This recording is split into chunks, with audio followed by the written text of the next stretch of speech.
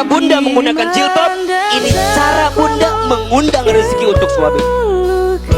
Hati-hati, mohon maaf, seorang istri yang terbuka auratnya, terlihat auratnya bukan oleh mahramnya, maka pada saat yang bersamaan dia sedang memberikan dosa bagi suami.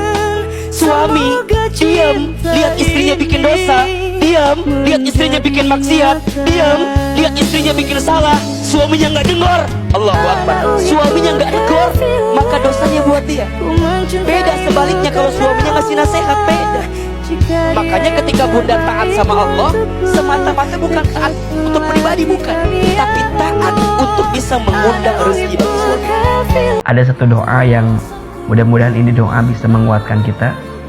Doa agar kita bisa kuat saat kehilangan, dan semoga Allah memberikan ganti yang lebih baik dari apa yang pernah hilang dalam diri kita. Apa doanya? Silakan dibaca, silakan diamalkan. Bismillahirrahmanirrahim.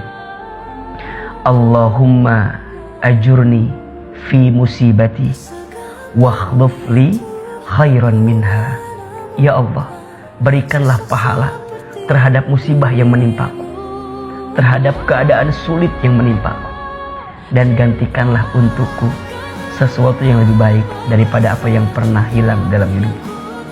Mudah-mudahan bisa kita amalkan. Jangan pernah berhenti berdoa, dan jangan pernah berdoa untuk berhenti. Jika doa kita belum dikabulkan di waktu yang cepat, yakinlah Allah akan kabulkan di waktu yang tepat. Bayangkan, kalau orang tidak amanah berarti tidak sempurna imannya. Kalau orang tidak amanah berarti tidak sempurna agamanya. Kalau orang tidak amanah berarti masuk kategori apa? Orang munafik. Naudzubillahi min dzalik. Dan tempat orang munafik itu fidarkil asfal, berada di keraknya api neraka. Makanya kalau ada perbandingan antara orang munafik dengan orang yang jadi musuh kita, ya kelihatan, lebih sakit yang mana? Coba, antara musuh yang kelihatan dengan yang munafik, lebih sakit mana? Ya enggak? Kalau musuh misalnya nih, tahu kalau jelas gitu. Tapi kalau orang munafik kan kadang-kadang, mohon maaf, di depan kita kayak baik, di belakang kita iya kan?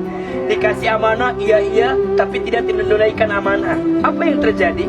Maka kita tidak mendapatkan kebaikan di dalam itu. Betul? Engkau menyebutkan bahwa yang ngasih gaji rezeki saya perusahaan saya, kan sering begitu ya. Yang bisnis saya, omset saya banyak karena hasil ikhtiar saya.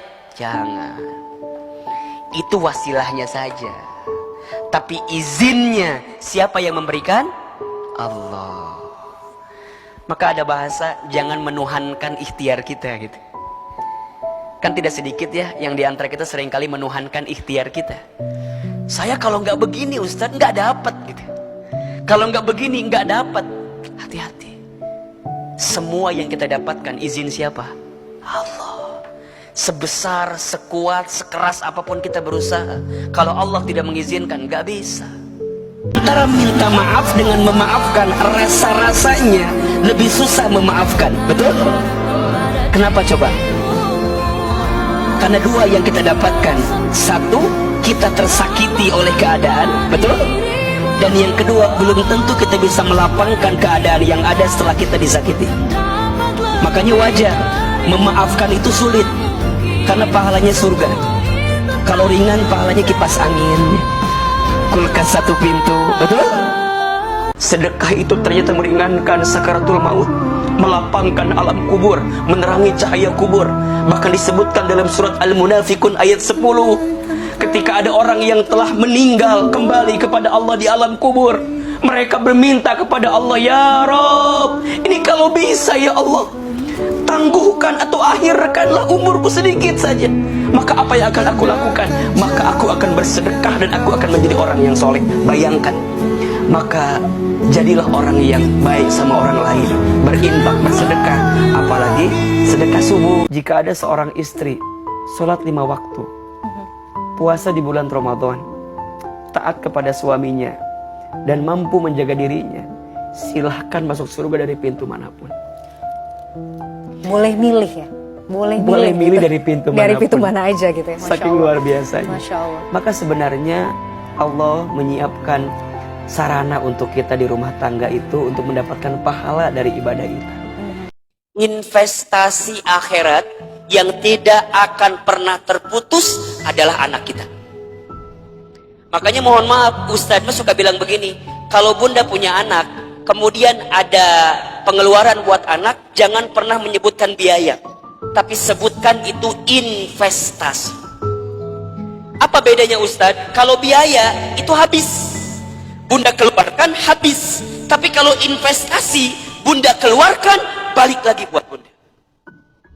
Makanya kalau buat anak jangan bilang high return, besar resikonya, besar penerimaannya, berat keluarnya, maka akan tinggi juga keuntungan yang kita dapatkan. Pertanyaan Ustadz, sudah seberapa besar investasi yang bunda berikan untuk anak bunda, sehingga saat bunda tiada, anak bunda jadi investasi terbaik yang akan memberikan kebaikan dalam kehidupan bunda.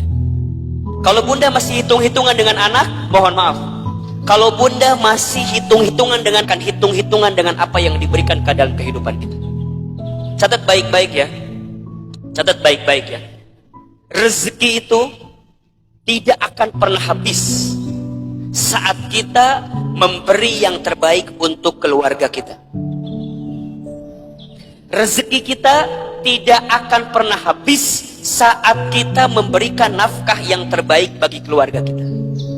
Maka lihat kalimatnya, nafkah. Nafkah itu sama dengan kalimat infak. Asal katanya dari kalimat nafako atau infako, sama.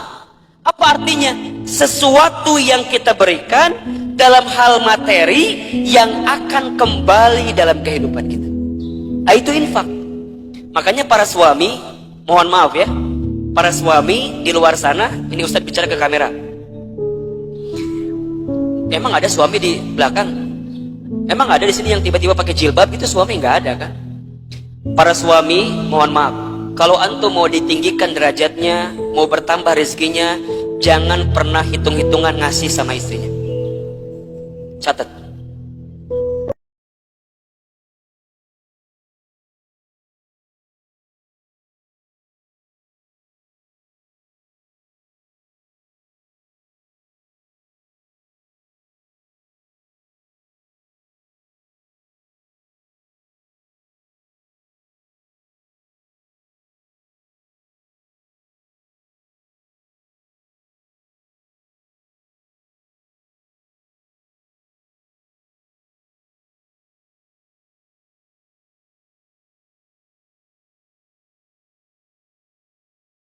Banyak sekali nikmat yang Allah berikan kepada kita.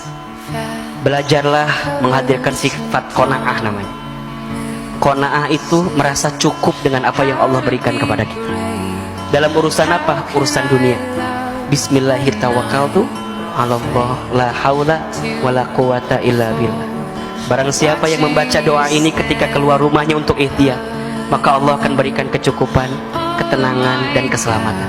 Jangan khawatirkan rezekimu, karena rezeki sudah tertakar, tak mungkin tertukar.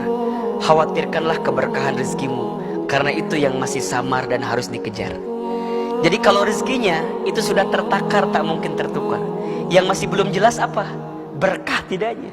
Berkah tidaknya. Kira-kira berkah atau tidak ini? Nah, oleh karena itu, dalam bab rezeki ini, walaupun sudah dijamin, tetap harus ada ikhtiar. Yang lalu biarlah berlalu, yang sudah biarlah sudah, yang usai biarlah selesai. Jangan selalu melihat keadaan kita di masa lalu, karena kita masih punya harapan dengan masa depan. Jangan khawatir dengan masa lalu, jangan takut dengan masa depan. Nikmati dan jalanilah setiap hari-hari yang kita isi dengan kebaikan saat ini. Karena boleh jadi dari masa lalu engkau mendapatkan pelajaran, dari masa depan engkau mendapatkan harapan, dan itu semua bisa kita dapatkan dengan mengisi kebaikan di saat ini. Rasulullah Shallallahu Alaihi Wasallam bersabda dari hadis yang diriwayatkan dari Abu Hurairah radhiyallahu an, Rasulullah menyampaikan, perhatikan kalimatnya, ma min yaumin yusbihul ibadu illa malakani yanzilani. tidak ada satu pagi hari pun yang datang kepada seorang hamba manusia kecuali kepadanya turun 2 malaikat di pagi hari. Ngapain Ahilman? Ternyata 2 malaikat itu berdoa kepada Allah. Apa doanya? Malaikat yang pertama berdoa, Allahumma a'ti munfiqan khalafa. Ya Allah, berikanlah kepada orang yang berinfak khalafa, ganti yang lebih baik daripada apa yang dia infakkan. Doa malaikat yang kedua, apa doanya? Allahumma a'ti mumsikan talafa.